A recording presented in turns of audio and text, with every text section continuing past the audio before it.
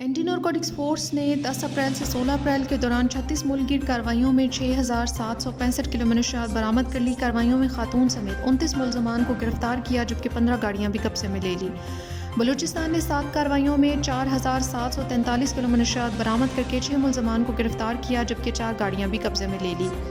پنجاب نے 8 کارروائیوں کے دوران 1,757 کلو منشیات برآمد کر کے خاتون سمیت 9 ملزمان کو گرفتار کر کے 6 گاڑیاں بھی قبضے میں لے لی۔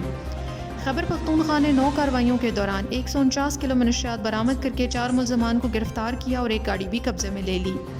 سندھ نے 4 کارروائیوں کے دوران 62 کلو منشیات اور نشہ آور گولیاں برآمد کر کے 3 ملزمان کو گرفتار کیا اور 3 گاڑیاں بھی قبضے میں لے لی۔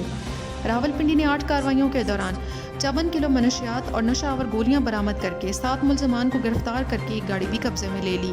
تمام مقدمات انسداد منشیات ایکٹ کے تحت متعلقہ تھانوں میں درج کر کے تفتیش کا آغاز کر دیا گیا ہے۔